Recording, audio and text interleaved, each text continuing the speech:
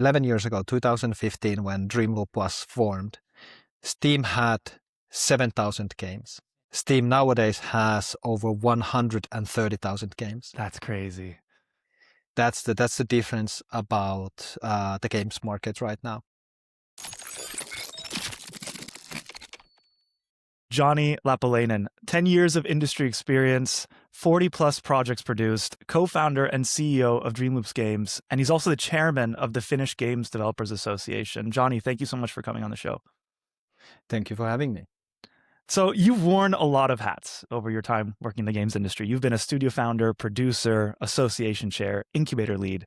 How did your path into this builder of builders come to be? There's kind of like one answer that I like to go with that, which I usually give in this kind of situation, and it is that when I see something that doesn't exist and doesn't work, and I get angry about it enough, I usually then tend to hop into that position and start pushing it forward. That is a way that many of the things, for example, with the Tampere Startup Hub and Tampere Game Hub, has become to be a thing, as well as the Finnish Game Incubator as well. All of this very heavily kind of like starts from the point of me just getting angry at the fact that there is some sort of thing missing, and then eventually that also leading to the Finnish Association chair position over the course of time. Though to be said, that association has been run great before me as well. That I'm not saying to any one of the Finnish folks who've been in that association before me. But in general, that's also kind of the thing that started Dreamloop as well. It was, we were working in a studio, our co-founders who founded Dreamloop, and none of us really liked it there, not big fans of the games that we were doing in that studio. And then eventually we were thinking like, hey, how hard could it be to just, start your own studio, right? At that point, I had game industry experience about 3 months.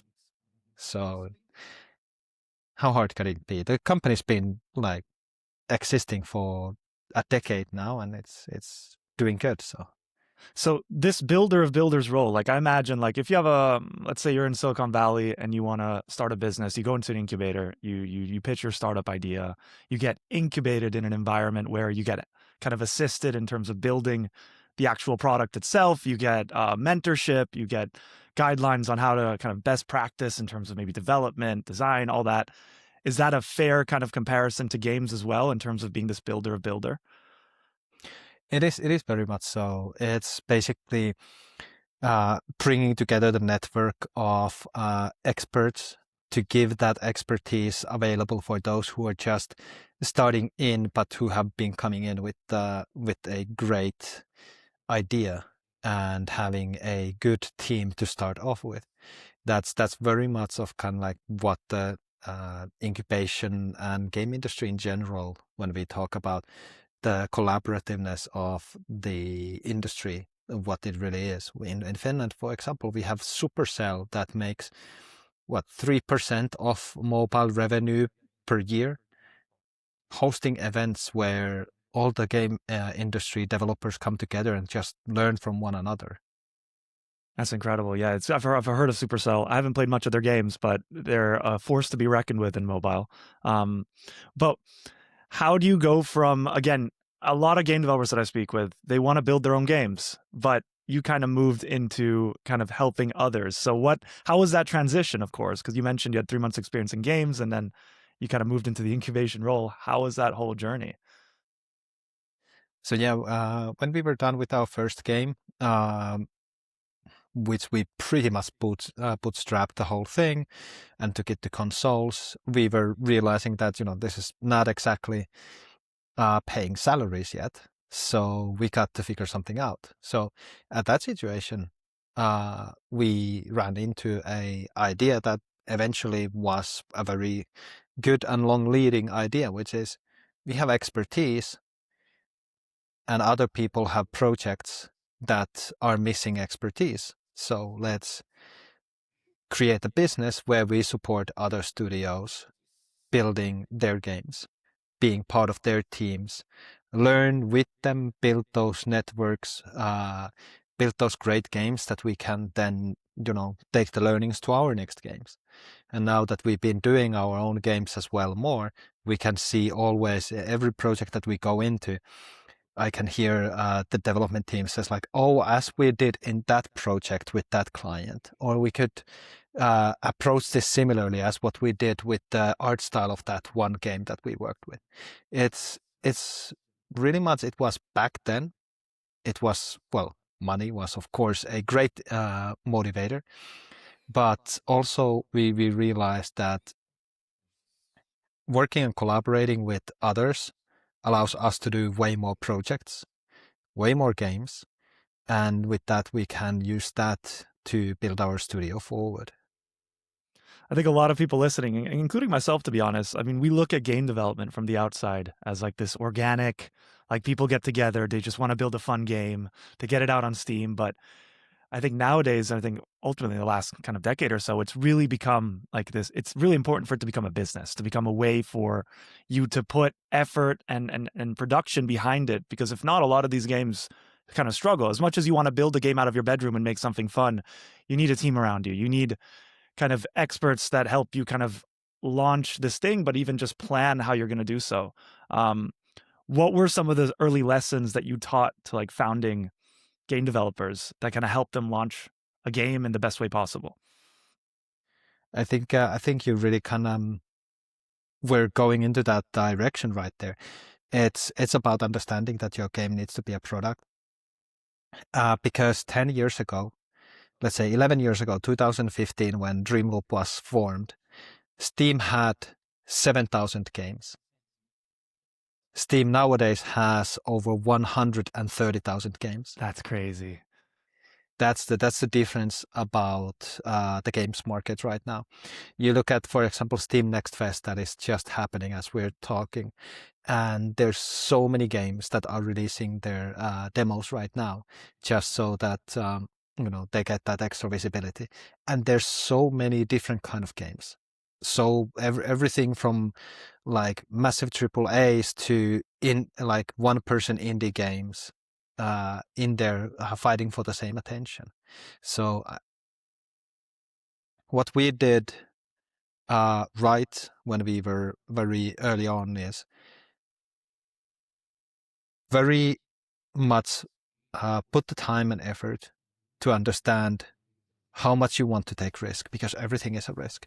If you go and you work on one game and you work on one game alone, you're putting everything kind of on a risk of that success. What we did was we worked on our ideas for our own games. There's so many games that we worked on, but we have builds for that have maybe never will see the light of day. But we worked on those while we were working on client projects, when we were working on others to help their games get shipped. And that allowed us to, of course, like build our own identity as a studio, which led later on to, for example, Inescapable and being part of the I'm on Observation Duty series, and now the big game that we are working on, which unfortunately I cannot talk yet too much about. But the lesson that I want to teach to all the starting out teams is figure out what direction you're gonna go to. Get that evaluated by other people in the industry, and then keep on going there and understand what the risk is. How do we break down that direction then for someone listening? I want to build a game. Is that just the genre? Is that the way you develop the game in terms of the resource you're putting behind it, or the MVP that you're building, minimum viable product, like the core prototype? How do you define a direction in a more specific way? It's not even that, because the direction can be that you don't work on your own games yet, that you only work on other people's games. I see. Or because that is it is a faster way to salary, and it allows you to build, still build your competence as well. That you can then translate into your own games later on. But if you do pick your own game, well, there's a lot of things that I can say about that, because I run a whole incubator about that whole topic. So let me unpack that. Sorry, let me unpack that then. A lot of people who want to start their own game studio, maybe, like let's say you want to start your own business, rather than building your own product first, which I think is like the standard for anyone thinking, I want to build a game, I want to start a studio. The standard is I have to build my own game, I have to create that foundation to the revenue that game that I build brings. But instead, what you're saying is, rather than building your own game and taking on all this risk, I'm going to help other studios or other organizations help build their own game, create that kind of revenue flow in terms of just helping others or just providing your services. And then when you've built that stable foundation, then you go off and you take a calculated risk in building your own thing. Well, in this current environment, in terms of, for example, the funding availability in the world of AI, hitting a lot of investment funds, for example, and there being so many games being pitched to publishers, we are talking about 5,000 games per publisher per year that they need to go through. And I mean, they sign about like 5 to 10 games per year. So that you can understand the kind of like the amount of dead games there with on the publishers' tables. It's very reasonable approach to get your funding in order by helping others. Now, I'm not saying that moonshots are not a good idea. I've seen a lot of studios doing their moonshot project and succeed. But if you are putting, for example, your house on the line for, finding that studio and getting that loan from the bank, then a moonshot can be a bit tricky if it doesn't work. But let's say the moonshot 10 years ago was more viable, because what I'm hearing is that today it's not. Like we've talked about on Steam, you had, what was the number, 7,000 games, what was it, 10 years ago? And now you have 130,000. Investment is drying up because so much of that attention and funding is going towards AI. It just sounds like the moonshot may have been feasible for people in the last decade that maybe kind of saw that as an ideal, but nowadays it's just really tough, right? Just the environment just feels like it's really transformed. The gaming industry, from what I understood, had a really kind of golden era of funding and growth, and we've kind of hit that plateau, perhaps. I don't want to say it's dipped, but we have plateaued. Yeah, and a big part of that is, of course, we're still seeing the aftermath of the pandemic. The pandemic, almost 6 years ago, it really made gaming so much bigger overnight almost, because everyone had so much more free time because they didn't spend the time outside of their working hours outside. Instead, they were playing with their significant other, with their friends and so forth. So suddenly a lot of money was pouring into gaming. The same happened with film. One of the hats that we didn't talk about is also I'm preaching the film and TV and games. But it really meant that a lot of projects got a lot of more funding. It was big before then, and then it jumped. And a lot of stupid decisions were made across the industry.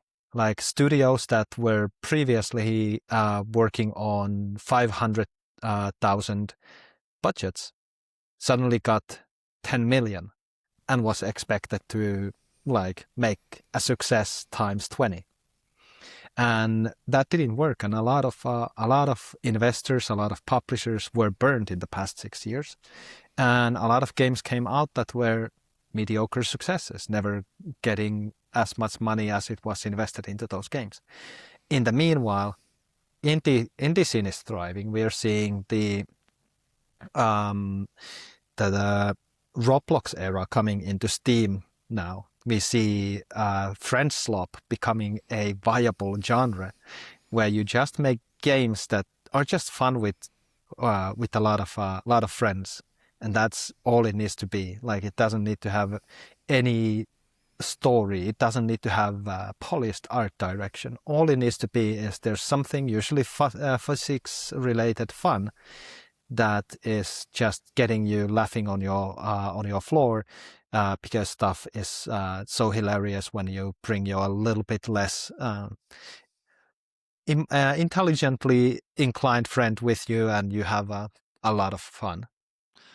It's interesting to think that COVID brought in a lot of funding, which bumped up the production potential for a lot of studios.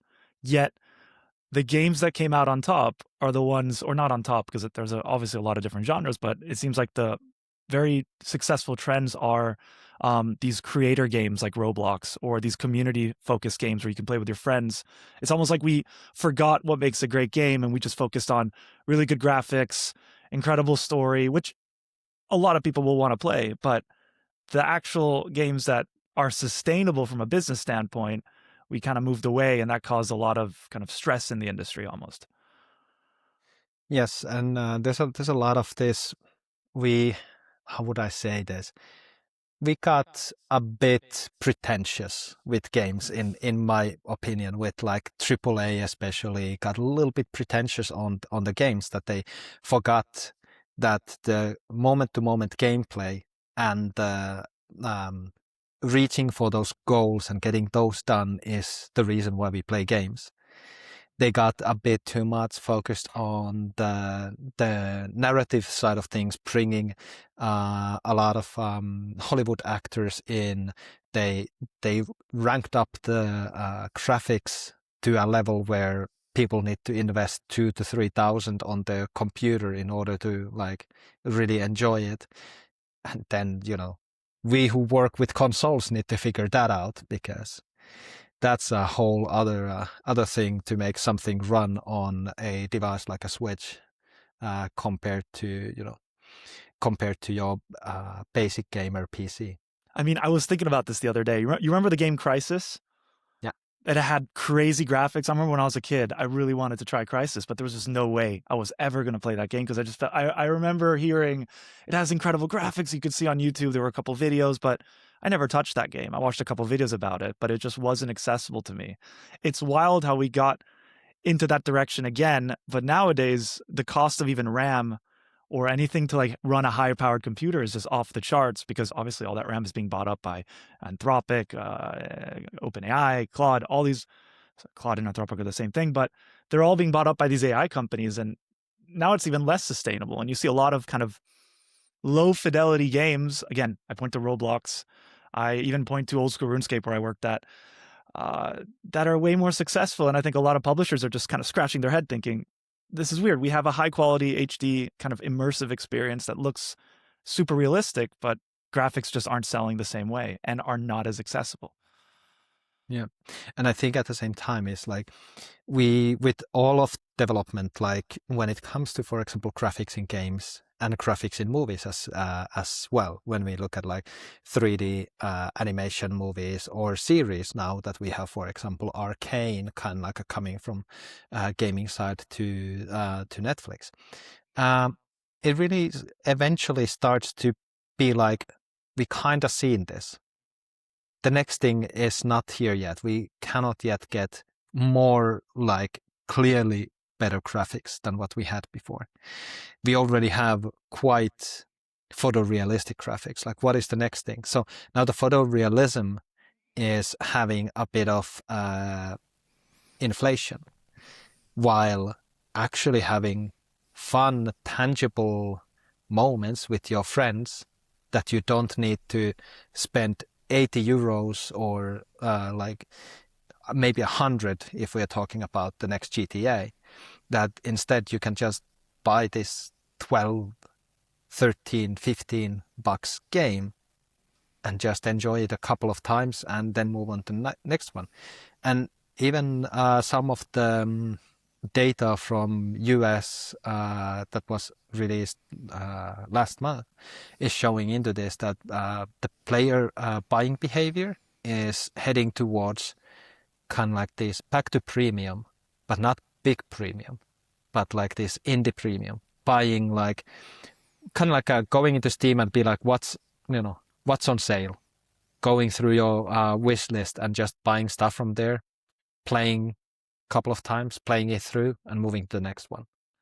I see a fun analogy there. The same way studios shouldn't put all their eggs in one basket on one game.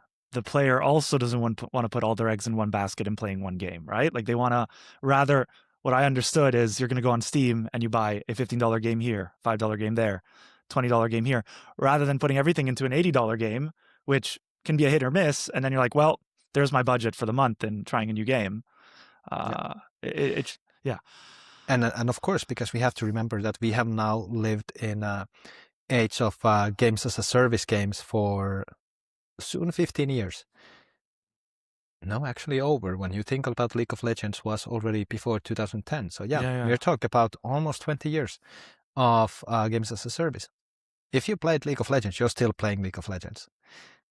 And the thing is, what you're playing when you're not playing League of Legends is most likely the answer is not 3 games that cost $80, because not that many people spend 200 to 300 on each month on new games. It's a tricky one because it just feels like we really love graphics, like at an intuitive level, but it's the substance that counts, right? I don't want to go back onto the same point, but I'm just trying to wrap my head around the fact that studios are just putting in more and more money into making the game look as realistic as possible, but we're looking for an experience. Like I always point to the MMORPG, because when the MMORPG came out, like let's say World of Warcraft, EverQuest, all these games, the novelty was social media pre-social media. Like I could come onto an online world, I had all my friends, I could play with them. It was so novel at the time that it created a whole generation of people like myself that just love these games and will always kind of be enamored with them. But the reality is that games nowadays, they all have this. You can go on Battlefield and you can play with all your friends instantly. You can talk to people in Arc Raiders in proximity chat. It just feels that what made a lot of games novel at the time no longer is the case. And I guess it's the same thing with graphics. I mean, maybe GTA 6 will blow everyone out of the water and that'll be the new bar. But for now, from a business standpoint, from developing a successful studio and game, it's much more about the substance of the game, the loops, the goals, like you mentioned. How would you define finding the substance of a game? How would you define, like, how would you recommend to someone the best way to build a core loop that is fun? How do you find that? That's a really good question. It's there. If there was a easy path to it, I would be like making so many successful games like all the time. But the fact is, like we look at something like Vampire Survivors.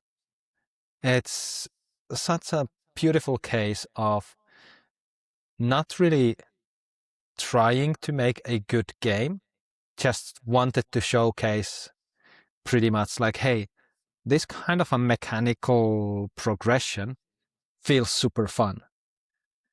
And it eventually created a whole genre that has started evolving ever since. And similarly, looking at the game that we work on, for example, the I'm on Observation Duty, which of course you can see that it has its certain influences from, for example, Five Nights at Freddy's. But then it has itself kind of created this whole anomaly subgenre, which then created Exit 8, which is created a subgenre out of subgenre. And ended up having a full feature movie in Japan made out of it. So in a sense, the fact is that the real innovation and these fun mechanics, these fun core loops are not usually found by the big companies. Let's look at, for example, League of Legends is basically based off Dota, which was a mod. Battle Royale games were a Arma mod made by PlayerUnknown. And all of this always happens outside of the big companies. We just then, most of them, we end up knowing through these big titles like Fortnite and League of Legends, because they were the first one who had money and they saw that someone had been creating a new genre that was most likely some of their decision makers even were like, hey, I cannot really put this down.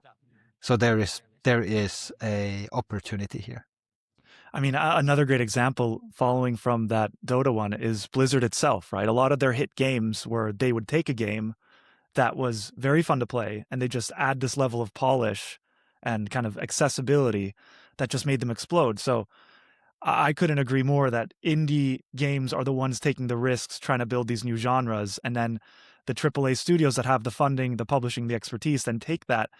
And then what are they doing exactly? Like, are they putting money behind for the marketing? Are they building in a level of fidelity with the art? Is it the development power behind it? Or how do you take a gem of an idea that comes from a PUBG or comes from Ice Frog and Dota and then turn it into a AAA kind of basically a masterclass? Like these games that we have today have been around for decades now. Like people play the same games. People still play League of Legends. People still play Call of Duty. People still play FIFA. But they weren't necessarily the first ones. Maybe FIFA's not the right one, but you get what I mean. Yeah. It's interesting. I do want to ask you then, in such a busy world, it's a competitive world, especially for our attention. You did mention film and TV as something that you need, or that is like part of the formula now for kind of helping games become great. Is that right? Is that how you're seeing things? No, I really do think that IPs matter, because game in the end is just a product. But if you take a step back, that game is still built out of IP. We see, for example, even indie game like Exit 8 can continue live as an IP through a film. It can there's been bunch of licensings and collaborations been done in the past 10 years, and Fortnite, for example, has been the one who's been pushing that card a lot forward, which allows then the different fandoms kind of come together. I am in unfortunate/fortunate position to have a lot of friends who want to play Dead by Daylight. That's a good example of very much bringing people into the game through other games, through other fandoms like Resident Evil or Silent Hill, or even from the movie side. And it's been now, of course, Stranger Things has been a big thing for that one, and even Dungeons and Dragons, which is an interesting one. But I think games and other audiovisual media would need to work more together, which I have learned in the past 3 years that I've been kind of like bridging this between. Neither one really talks to one another. And I kind of in some way understand that sometimes even the industry in movie and TV don't talk to within themselves, not to mention outside of their bubble.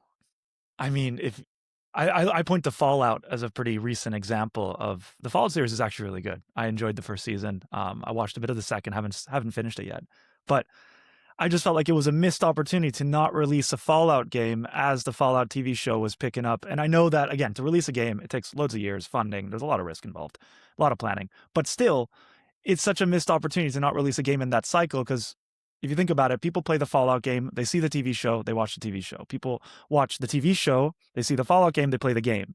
It's almost like a snake eating its own tail. Is this the future of where we're heading? Like, there's always been this conversation of this merge between TV TV, film, and games, like becoming almost one and the same. Now, if I put like my crazy future hat, I imagine a world where you can kind of almost be in your own movie and play the game, but experience it on a level that I can't even properly communicate, but maybe the audience listening can understand. Like, you're just in that movie, you're playing, you're watching, your actions have consequence, you're creating your own story. I don't want to go, that's a bit of a crazy direction, but it feels like as time goes on, this merging is becoming more and more kind of possible and concrete, because it's good for business, and it's also kind of where these two mediums are heading.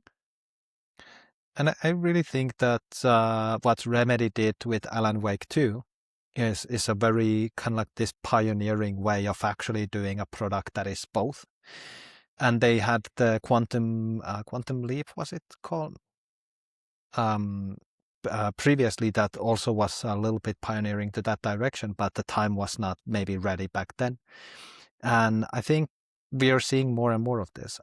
For example, I've been giving lectures to the film industry about FMV games, so full motion video games, which is basically acted scenes with UI interfaces and game kind of like a game mechanics, and then instead of having animations, you have acted out scenes that the gameplay is part of.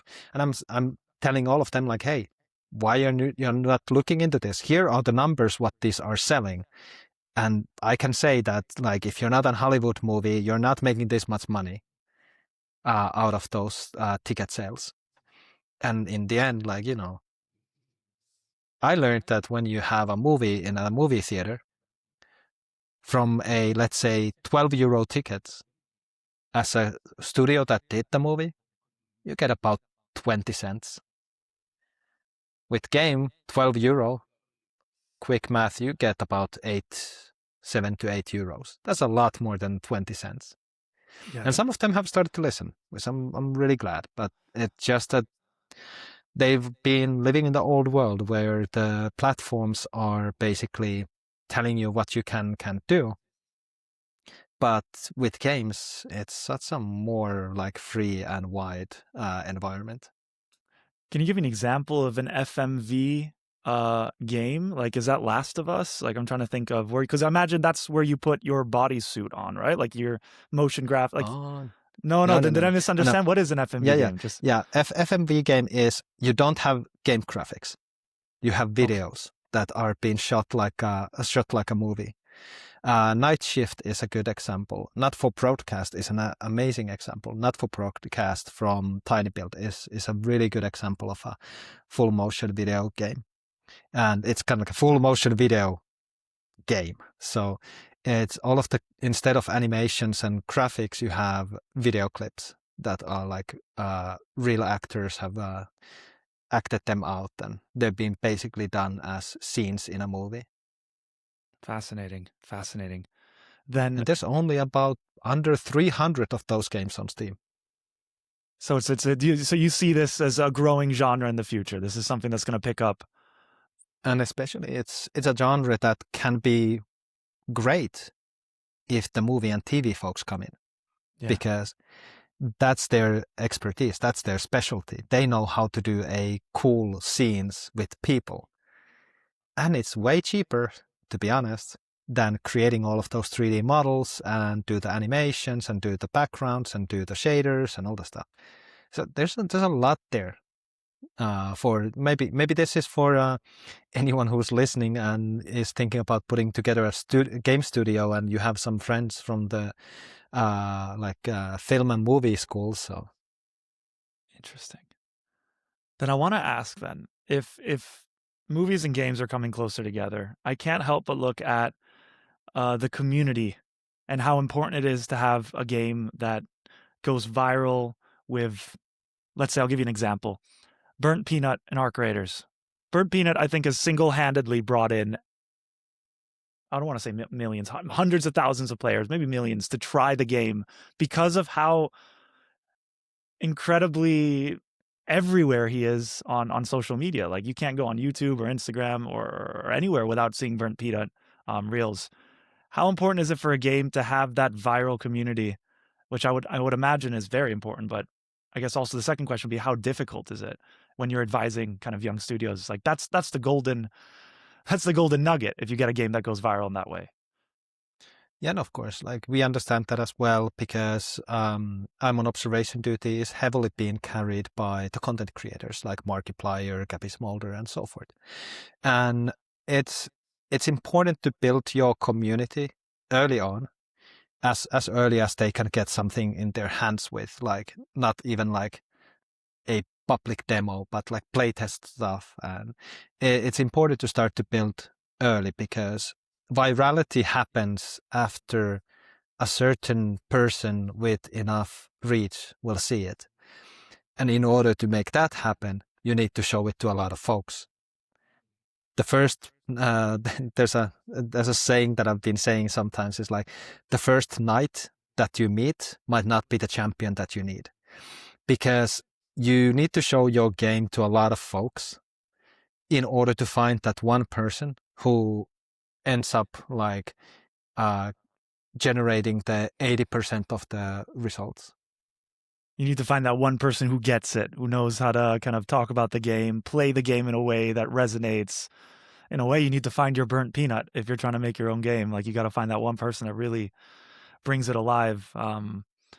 It's incredible what social creators can do for a game and how much they can propel it.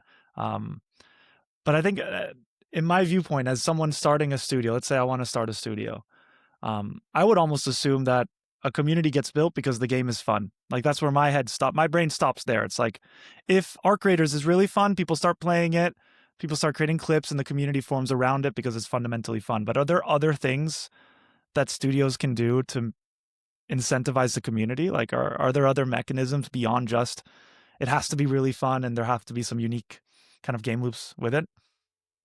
Well, of course, like you build your communities through marketing.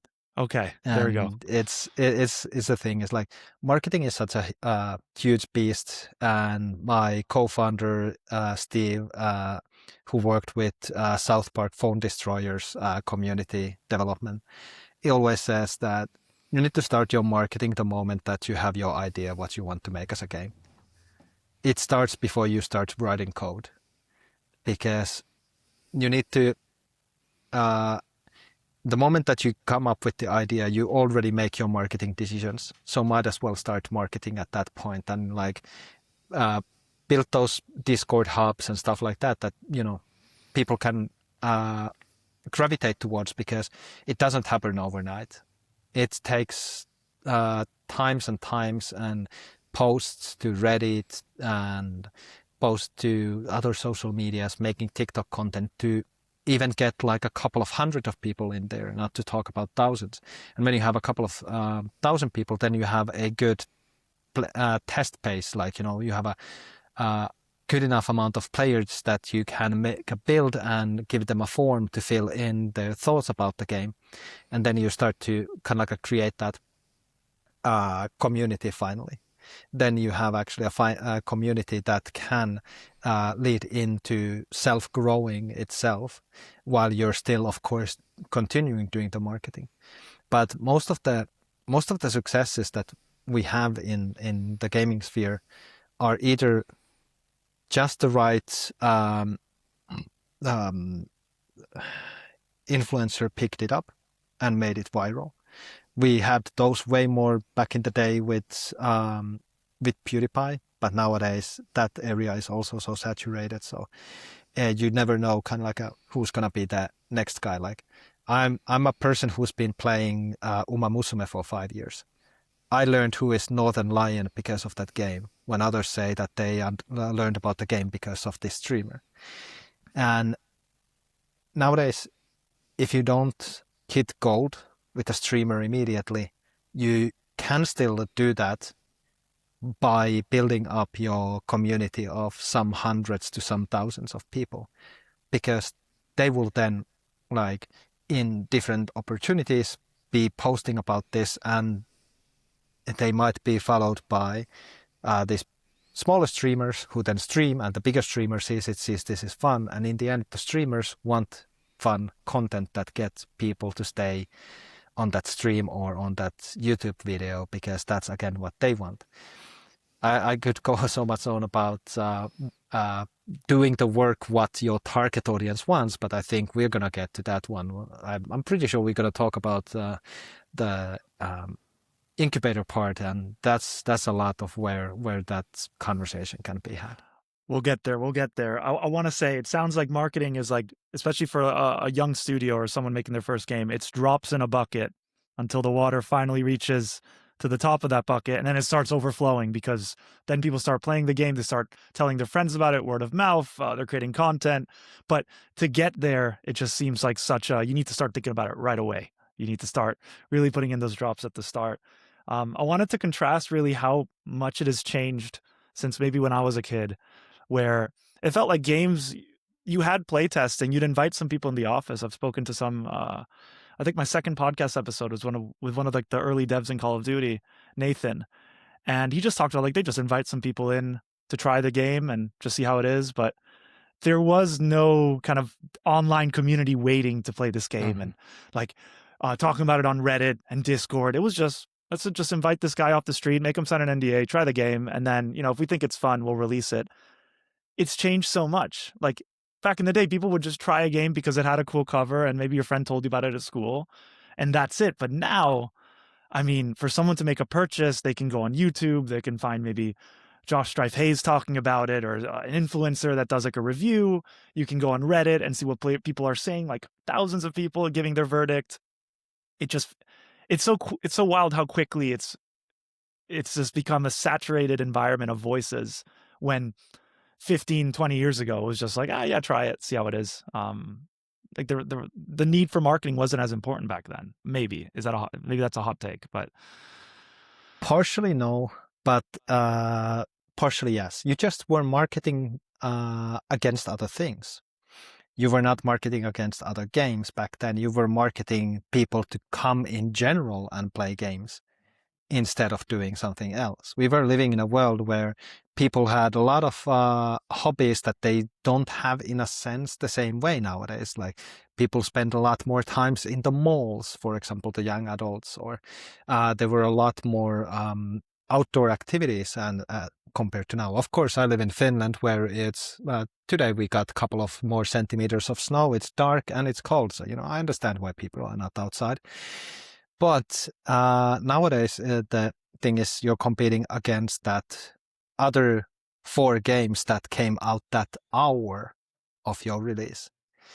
Not to mention, still there's a lot of stuff that people still do, like watch TV, hang out with friends and so forth. But also there's a huge thing that is, for example, I think hitting the mobile games industry pretty hard, which is the social media and how TikTok and this kind of like a short form content has taken away a lot of the in-between playing on mobile devices. It's crazy how competitive it's become. There's so much out there. I always bring this up, but I bought Battlefield last year and I was super excited about it and it was really fun. It was a really good game. But I just witnessed how quickly it got usurped by ARC Raiders like that. Like within a month and a half, everyone forgot about Battlefield. ARC Raiders won Game of the Year. No, Expedition did. But to me, it felt like ARC Raiders. I never played Expedition. But just insane how competitive it's been. I want to move to the incubation part because I have an interesting kind of foundation for you, which is you have 2 sides of knowing what to build for your audience. On one side, you have the Steve Jobs and the Henry Fords, where they say, if people told me what they wanted in the 1800s, whenever, they would have said a faster horse, right? That's saying, like, rather than a car. Yeah. Or Steve Jobs would say, users don't know what they want. I'll show them what they want. And then on the other hand, you have the Silicon Valley types who are saying, let's actually talk to the customers. Let's understand their pain points. We'll deliver them something that they're saying that they want. And they're like these 2 contrasting forces, right? How does that work for games, especially in an incubation stage where it's kind of that gut instinct versus market feel for what to build?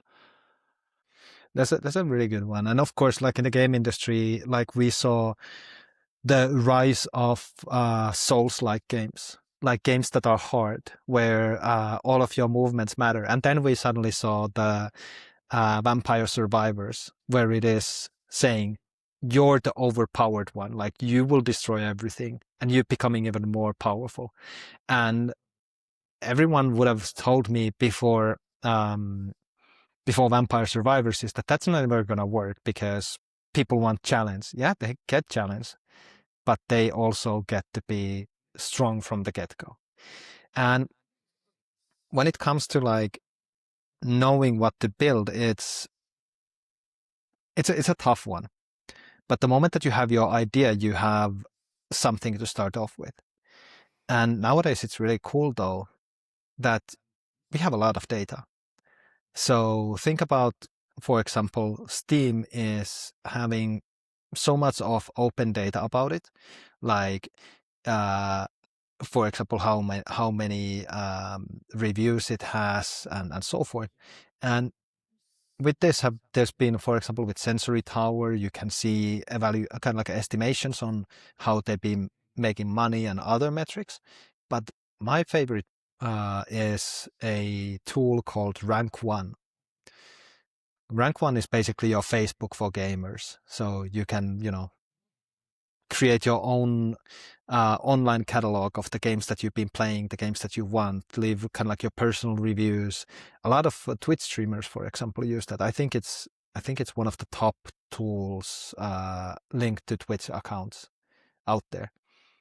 And that, of course, allowed them to have then insights into that 100,000 players pool, which allows you to be like, okay, my game is kind of like this, a bit like this, works still like this. You can put those 3 games in and start to get a lot of cross-reference data. Be like, everyone who's played these 3 games, here's kind of like what kind of a person they are, what other games they like. Yeah, we have so much more data. It's true. It's the same way for like books and movies, right? Like people want to list the games that they play. I think there's a human kind of need or want to just say, I've watched these movies. These are my reviews. These are the games I play. These are the books I've read. I want to share it with my friends. But the flip side is that what you're saying for game creators, for developers, publishers, they have so much data of what people actually want. And nowadays you can make these clear profiles of what type of players. Like, how would you define the user segments? Like, is it like a demographic?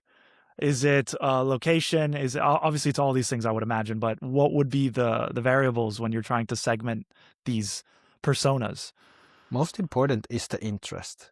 Okay. Because nowadays everything is so digital. So the for example, geographical location and such is not that important until you start to do physical releases, or even when you start to do release, to be honest. All you're interested is what they're interested in, what other games they like. You learn that, oh, I had this 2D platformer, and it seems that all of the people who played this game and like this game mostly like Metroidvanias. Well, not a far stretch, but if you're like, oh, but I didn't think about I was thinking that you're constantly going right. But then if you start to think like, are you actually making kind of a wrong type of a game for the audience if you think that your game is like this, but the audience playing these games would actually buy a Metroidvania? It gives you so much opportunity to understand what their interests are. And we had a case. We had a Creative Europe funded, like public funded prototype last year, together with a movie studio, to create this kind of like let's say Beyond Two Souls, Detroit Become Human type of a game with like modern technology, like seeing if it's more feasible to create those kind of games now with smaller budgets, because there's a lot of the tools have gone forward. And in that one, we realized when we were looking into those games is that people who like to play games like Beyond Two Souls or Life is Strange, or even the Walking Dead games from Telltale, those people who play those, they don't play games where you shoot. They don't play games with like fast-paced action. They actually, when they play those games because the typical games that we see, like with battlefields and stuff like that, are not the games for them. Then that's why they get into that that space. But they still like to, for example, play let's say 2D platforming games. That's fine for them. But first-person shooting, no. I'm going to play devil's advocate. For me, it's such a wild thing to... You're playing, right? Like, how people... Like, to say that because one player plays one type of game, they're more likely to play another. It's just... It's fun. It's gaming. Like, and again, I'm totally playing devil's advocate. I don't have a qualm right now. But How is it possible that it's that accurate that you can know if he's playing Metroid Prime and plays Mario Kart, then that means I'm coming up with random stuff, but that means that's what they play. Like, is the market data nowadays like that accurate? Like, does it actually work? It's not that accurate, but let's say if you find 7,000 people who own all of your target games that you think your game is similar to, that's a 7,000 units that you can start to be like, oh, compared to the full amount of people on the platform, these people play 29% less games on the FPS genre. Then it starts to be like indicative of the kind of like with 7,000 individuals that, by the way, they don't upload like automatically what games they have. They put manually from the list what games they want to put on their profile. So leaving out probably games that they might have from Humble Bundle that they have never played, or games that they tried and didn't like, unless they actually write and be like, oh, I didn't like this one. And it's brilliant because from an incubator standpoint, if you're building a game early on, all this data not only informs your game, but informs your marketing, informs just everything that goes around. Like, you're creating the question I have is how usable is all this data or this understanding of the market in terms of all the different facets of launching a game, like from the marketing to the development of the game itself? Like, if you have like an understanding of your core user or your audience, I guess, does that flesh out into everything else from an incubator standpoint? It's a very important thing, because you need to understand that when you're making a game as a product, you're making it to target audience, because you want to maximize the amount of sales that you make. So it means that you're making the game to a group of people with the buying intention. So it comes into your decision making as well. And if you're making a Vampire Survivors and you don't understand the audience, you might end up copying the wrong things in the previous games, not the things that actually are the things that seem to be overarchingly something that these players are engaging with. But it also helps then with marketing in terms of, there's subreddits, you can target ads on subreddits. You can go and have conversations in subreddits. The thing about playtesting as well, you want to have people playtest your game that are in the right target audience. Don't ever get me a playtest a FPS game personally, because I've always been a third person like shooter, because if I'm too close to the action, it breaks the immersion for me. I need a character that is part of the story. And it's so important to understand that nowadays you should not bring people to playtest who are outside of your primary or secondary or even tertiary player base. It's kind of like you don't playtest with your mom, because she would not be buying this game. So just an open playtest to just for anyone isn't usually the best thing, because a lot of that open playtest players might not be buying this game ever. I love how you brought up playtesting, because I hadn't thought of that. Like, a bad thing that you can do when you're playtesting is playtesting to the wrong people, because then they'll give you feedback for a game that they may have never liked in the first place, and then you're taking that and you're trying to action it. It in a lot of ways can be counterintuitive to what you're trying to do. I just hadn't. It's again, it goes back to that idea that all this data that you're collecting about who your audience is and what your market is and what they were looking for, the more you can have a clear understanding of that from the start, the more it can help your playtesting, your marketing, the actual development of the mechanics and the loops and everything in between. So I think that's a really good point. I want to play devil's advocate one more time without being annoying.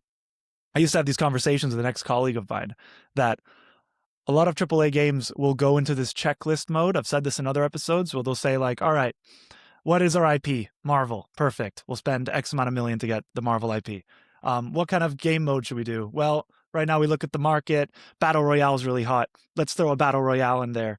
And then how are players playing? Well, mobile is really impressive lately, so we should definitely do mobile and maybe some crossplay later on. And it feels like rather than trying to make a game that is innovative or new, they're just trying to make the safest bet in terms of making the most successful game. And I say checklist because you're just ticking off tuck, tuck, tuck. But you see that a lot of games kind of end up failing because of that, because it just, again, there's a big bet with AAA where you're putting in hundreds of millions into the production of the game. It doesn't work out. What are your thoughts on the checklist model? Have I explained that well?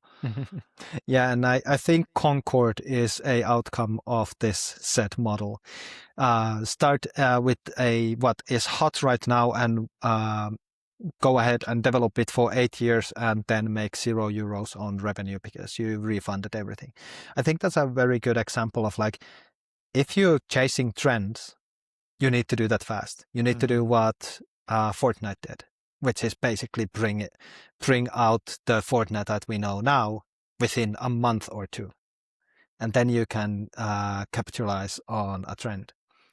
Otherwise, you just look at what became trendy and understand why. And then take those parts of it, that understanding, and go to your designer or design team and be like, in the future, what would be similarly fun as this without trying to, copy this? But what is that fun in that game? Like, let's say, for example, the Power Wash Simulator. What is fun in Power Wash Simulator? And what kind of an idea we could create with that same fun as a core? Yeah, I thought you brought up a really good point just there, which is the speed of which you execute. When I worked in mobile games, my boss once told me, Ale, you do not choose the game, the market chooses the game. And looking back and hearing you now, it makes sense to me because we were in mobile. We were making games very quickly. We were A/B testing them. We had multiple games in the pipeline at that time. And I remember thinking, what an odd thing, because like I thought it was one of my early roles in game development. I thought, nah, it'd be cool to also come up with a game that I think is cool, that I think is innovative. But he just straight up told me, look, you got to look at the market. You have to execute in that time. And in a year, in 6 months, it can change. It can be that you go from kind of pool table games to, I don't know, match 3. And you're just quickly moving around based on what the players want. So I just wanted to tell you, like what you said there, I thought is really, it's so key. Like you can chase trends. You can go for the checklist model, but maybe it works better in mobile where turnaround is so much faster compared to a AAA model where 8 years down the line, by the time you ship it, let's say, I always point out Apex from EA, by the time they get that game out, there was so much they wanted to do that it just kind of fell apart and it just never really hit the mark despite looking really promising.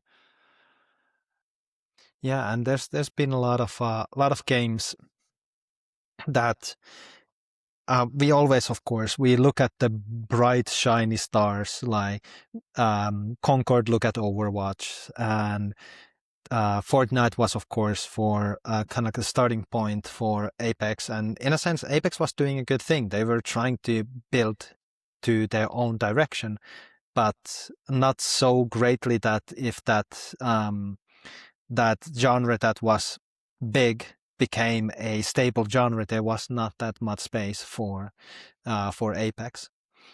But looking Embark now with Arc Raiders, like they had big games before, but I can tell you that those other big games probably are not gonna get so much love now after Arc Raiders' success. Yeah, absolutely.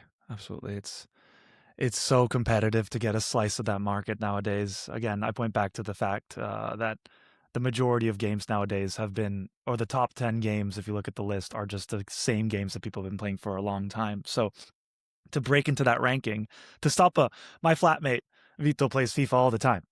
He loves FIFA. It's very difficult to get him to play a different game because he's always going to play FIFA. And that's such a cash cow for EA. But for other people trying to get people like my flatmate to play other games, it's very difficult. For another football game to come in and take that attention away, I'd say almost impossible. Like you've seen all the, what was it? There was Pro Evolution Soccer that became like eFootball, and all these, Ronaldo made a game in Saudi Arabia. Everyone's trying to break into this football market, but habit is so important. So I think where I want to go to next is, how do you calculate habit, nostalgia, all these emotional kind of feelings that players have for games and genres that are sometimes irrational? Like people will play the same online game, let's say World of Warcraft or RuneScape, because that's their nostalgia, that's their emotion. But that isn't exactly something that you can put down as a metric. That's just a feeling. That's not, you can't control nostalgia. It was just the place and time during their childhoods, during a significant moment in their lives where they started playing. So when kind of going back again to this incubator, how do you compete against nostalgia as a game when you're trying to break into a similar genre? And just recently I was quoting this to one of our producers, is that when people see key art on Steam, they get a feeling. Based on their feeling, they will make a purchase decision. After that, they will rationalize that to themselves, because that's how human brain goes. It goes feelings, decision, rationale. Like rationale always follows after you already made your decision. Yes. And that's the thing about nostalgia, for example. I recently saw that, hey, new Carmageddon game is coming out. And when I was a kid, I played Carmageddon a lot. And then I went to check the Carmageddon game, and I'm like, is this a Carmageddon game? Like, it felt like it was just taking again, a bit of a checklist of like what Carmageddon game is. It's like, it's about driving cars, it's about ramming other cars, it's about running over civilians. We'll put that in a game. And then we just take everything else from modern games. And I'm looking and be like, wait, you get destroyed and you respawn during a race? I'm like, how is that a Carmageddon thing? It's like, you're destroyed, end of the race. And stuff like that, I've started to be like, oh yeah. I immediately, of course, talked to this with bunch of friends, and my word of mouth became like, yeah, this is not a Carmageddon game. And yeah, already like those people working on that game basically were, because of the nostalgia, they were able to not create a champion, but to create a defender of the previous titles. And that's a very important thing when you are going for any kind of a genre that bases off on any kind of idea of nostalgia. It's like, if it's 1 or 0. You get the nostalgia boost, or you get actually not even 0. It's 1 or -1. You either get a champion, or you get a hater, and there's kind of like you cannot expect anything in between. Because if you get something like, oh, I remember my friend talking about this genre of games, I will buy this. No, that's not going to happen. It's like, I played this genre of games, or I played this title back in the day, I'm going to buy it now. Dino Crisis just came to Steam, and I remember playing Dino Crisis after Resident Evil when I was way too young to play horror games. And Dino Crisis scarred me for life, and I can never go underwater in video games ever since. But now seeing that in Steam, I'm like, I want to try. Yeah, I used to play this a lot when I was a kid. It's not remake, it's nothing, it's just digitalized version of it. Like, I'm gonna play Dino Crisis. It's powerful. If they would have made like Dino Crisis 4, I guess would be the next number on it. And then they would do what they did for Resident Evil 7 and 8 and put it in the first person and not part of the previous games. I would be like, oh, really? I'm not gonna buy this, and I'm gonna tell other people not to buy this. I mean, you brought up such a good point about how players looking to buy a game will look into emotion first and then rationale. Like it kind of speaks to, again, we go back to movies and games.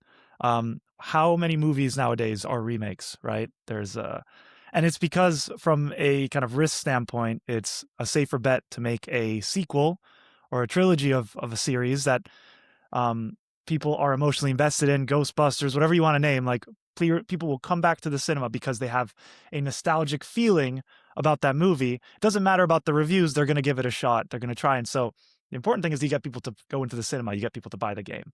But I wanted to reference, there's a really good Simon Sinek talk when he talks about vision, and he talks about like the why behind why customers buy the product. And depending on the different, I'm going to butcher this explanation, but I'll try to get to the point. There are different parts of your brain that are functioning in terms of how you make a rational decision to buy a product. And so if you're looking to buy a camera, you're not necessarily looking at the specifics in terms of how technical it is, or maybe a camera's a bad example, but when you're looking at a product, you're not looking at certain requisites. You're looking at how the brand makes you feel. Apple does really well because you get the vision of the company. They want to innovate with really good experiences. They're about kind of creating a tailored, luxurious UX for you to go into, and everything works great. And you get this vibe from the company that pushes you to make the purchase. And then you look at the RAM, then you look at the size. And it's the same thing for games that you just made me realize. It's players are going to kind of emotionally look at something, make the decision to purchase it, and then rationally look at it and think, maybe it wasn't the best choice. It's not what I thought it was. But the purchase decision comes from a place of emotion. And it's the same thing with kind of products outside of games as well. Yeah. And that's the thing. Like, I feel nowadays we have all of this data, but at least towards me, it feels like, for example, movie trailers are failing. They're showing basically so much of the movie that I'm already kind of my emotion has passed already at the end of the trailer. It's like, you would have done half of this, I would be hyped, but then I already got my stomach full about this by the end of the trailer, and I no longer need to see the movie because you're kind of like you're overstaying the welcome of the emotion. And in the end, it feels like, because especially the world is getting faster and faster, you feel like in 3 minutes you've seen a whole thing because of how social media works, for example, nowadays. Yeah, it just seems like we want everything right away. The amount of times I've opened the Netflix kind of preview and we're deciding whether to watch the movie, and I have to tell my friend to stop playing this trailer. I don't want to see more of it because I actually want to watch this movie right now. You are spoiling everything. But if Netflix is doing it that way, it must show that the numbers mean that it works. Like, it's a weird world where we can't have nice things, right? Oh, but believe me, there's a way wrong way to interpret data. I remember I was once in a conference where someone was showcasing on stage that the fact that Netflix put a skip to the next episode automatic if you don't react to it when the credits are being shown, ended up this and this much hours, like these thousands or tens of thousands of hours saved of people watching credits. And I'm like, yes, that data is completely useless because you just said that it's automatic. So you just pointed out that the amount of time that the person would go and reach to the remote control and press next episode was automated. And honestly, bringing that as a relevant data is just saying the very obvious thing. The company did not win anything with that. The viewers, the viewers won individually, but that whole thing of pointing out that data is somehow significant to review had kind of like no value, like any sort of monetary or user experience as a whole. For one individual, sure.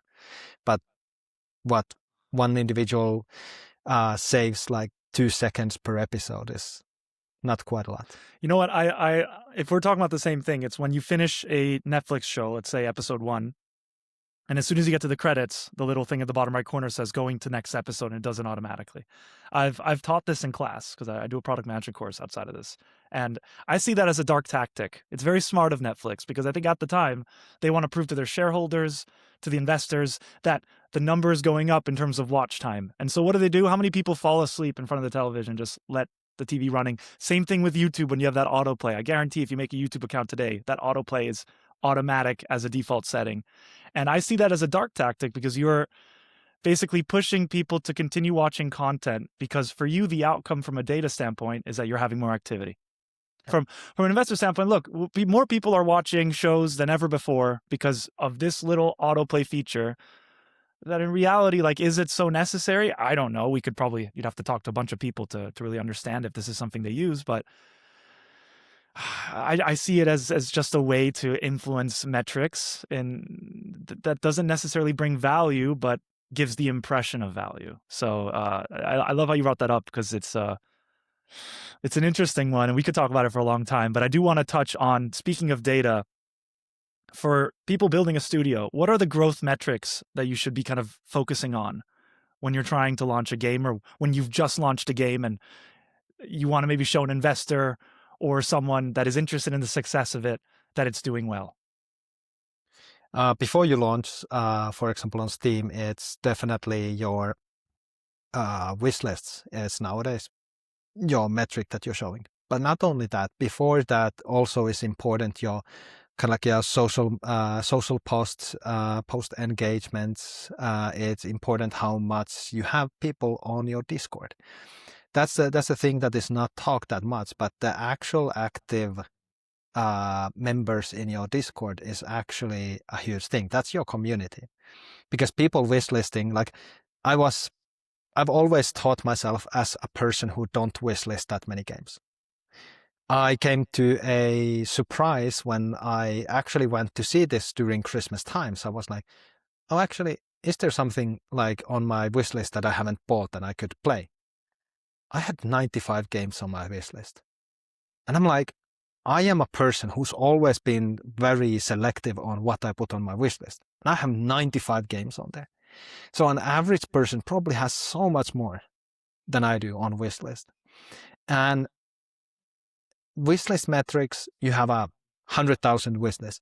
That's going to convert only from the wishlist. It's going to convert maximum of 10,000 people buying. 90,000 don't buy, at least on the launch. They might be sometime when they see like, oh, something on my wishlist is on sale. What is it? Oh, it's minus 50%. I guess I could buy it now. I didn't remember this coming up.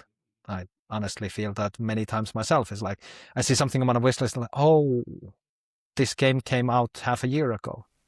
I was supposed to play this. But up until that point, wishlist is a good metric because a lot of publishers, for example, and investors still think it's a good metric. And in a sense it is. It's not as good as it used to be.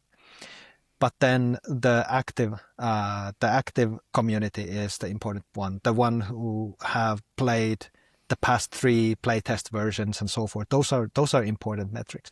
If you got a couple of thousands of those are like 50 to 90% of them will get the game. And after launch, of course, your first week install base is important. That will never change. That will kind of like address it.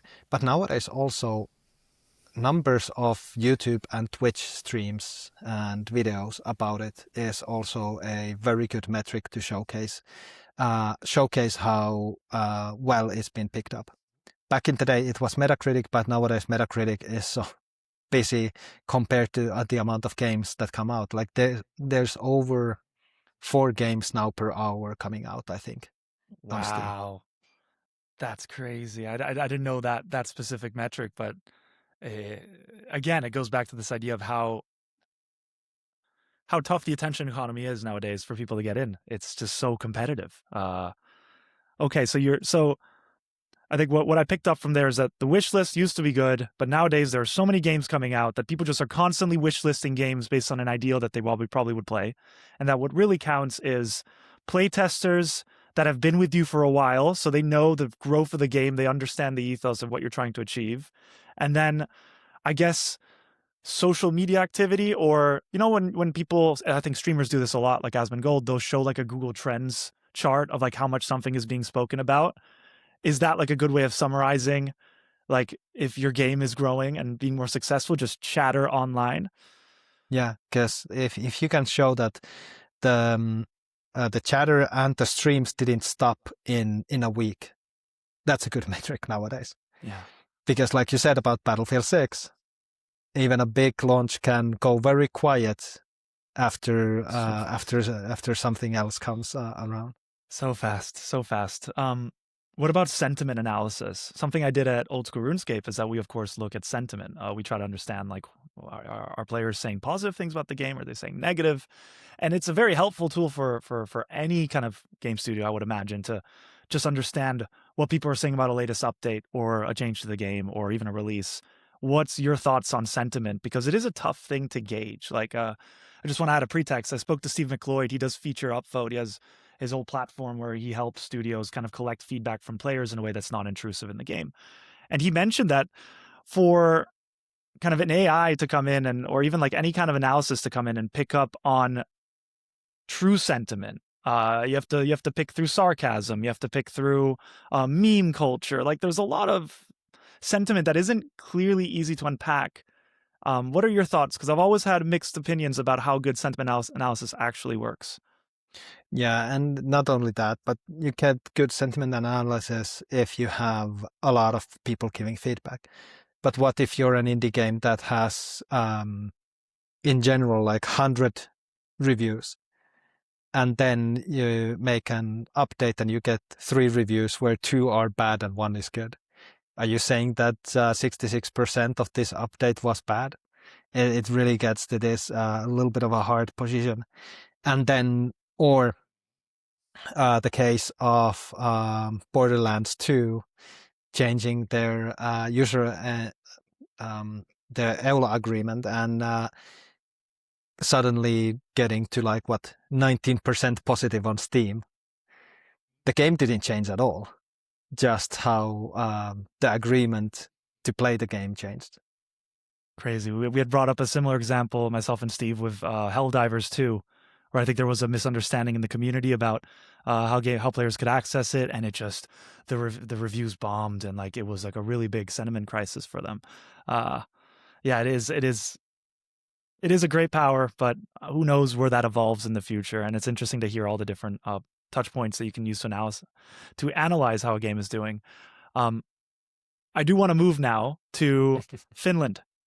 Because, I mean, I've always kind of, as I'm kind of moving around in the games industry, I know that the UK has a great market for games. I know Sweden, off the top of my head, I'm ignorant. I don't want to seem, but now talking to you and also reading into your profile, Finland also has a very kind of strong kind of gaming industry. How do you think, what do you think Finland gets right in terms of supporting kind of developers and building this gaming scene that maybe the average gamer doesn't really know about because they just know about kind of the Swedish giants, a couple in the UK, and of course the American developers. And I'm sure there are loads of others around the world. In this moment, I can't reference them right away, but what are your thoughts on Finland? Before I get to my home country, I need to give Sweden this one time to like say good job, because last year's Steam revenue, 20% went to Sweden. Wow, there we go. Out of all Steam revenue, that is massive. Yeah. And of course, like Art Raiders and many others, like, contributing to that. That was a great year for Swedish game industry.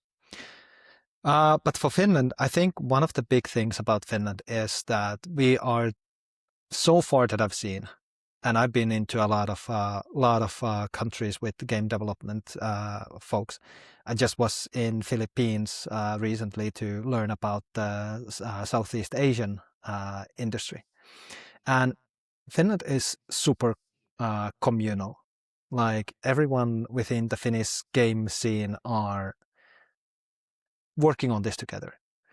I very often in events and outside of them talk with the studio heads of people who made City Skylines to Returnal. Saros is coming out this year from Housemarque as well.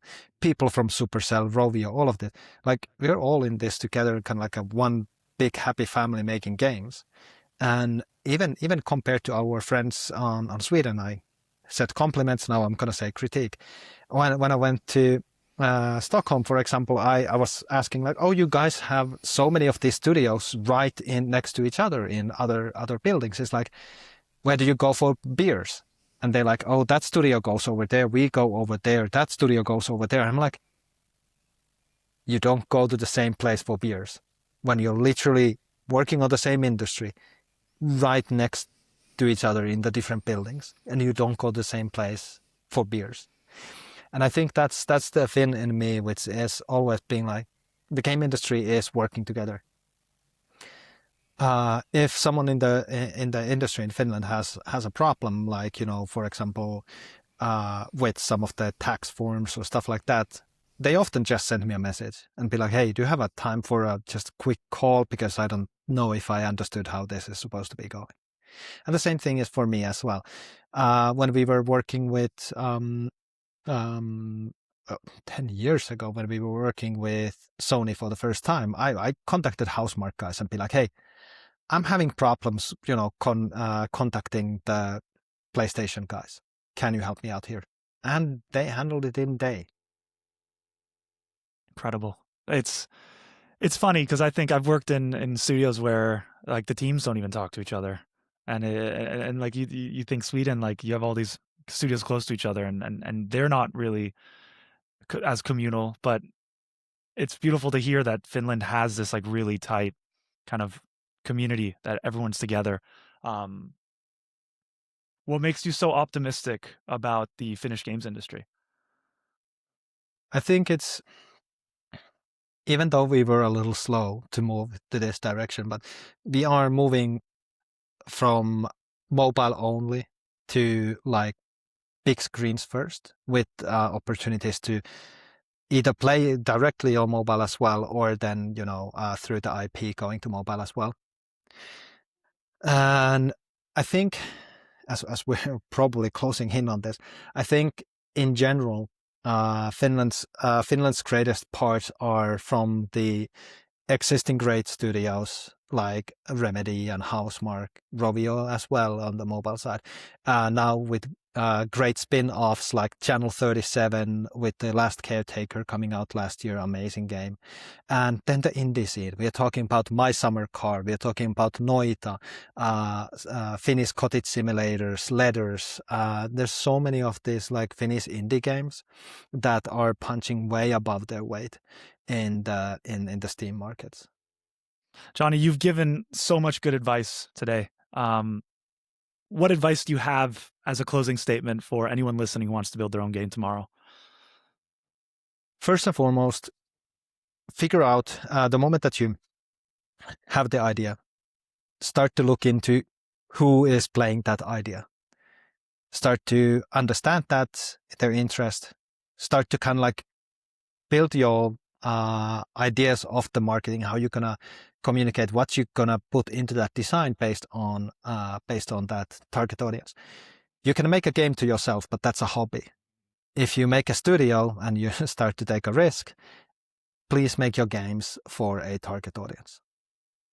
Joni, thank you so much for coming on the show. I've had a blast talking to you, and hopefully we do this again. It's been very fun. Thank you.